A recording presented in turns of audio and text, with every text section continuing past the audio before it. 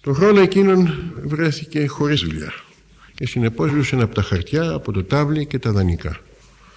Μια θέση 3 λιρών το μήνα σε μικρό χαρτοπολείο του είχε προσφερθεί, μα την αρνήθηκε χωρίς κανένα δισταγμό. Δεν έκανε, δεν ήταν μισθός για αυτόν, νέον με γράμματα αρκετά και 25 ετών.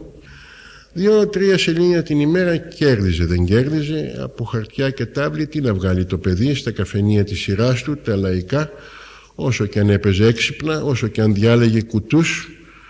Τα δανεικά αυτά δαΐσαν και ήσαν σπάνια, το τάλιρο έβρισκε, το πιο συχνά μισό, κάποτε ξέπεφτε και στο σελήνι. Καμιά εβδομάδα, ενίοτε πιο πολύ, σαν γλίτωναν από το φρικτό ξενύχτη, δροσίζονταν στα μπάνια, στο κολύμβι το πρωί. Τα ρούχα του είχαν ένα χάλι τρομερό, μια φορεσιά, την ίδια πάντοτε έβαζε, μια φορεσιά πολύ ξεθοριασμένη, κανελιά. Αμέρες του καλοκαιριού του 1908, από το είδωμά σας καλεσθητικά, έλειψη κανελιά, ξεθοριασμένη φορεσιά.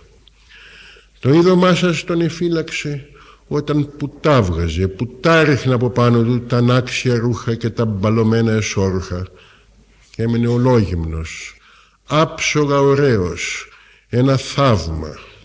Αχτένιστα ανασηκωμένα τα μαλλιά του, τα μέλη του ηλιοκαμένα λίγο από την γύμνια του πρωιού στα μπάνια και στην παραλία.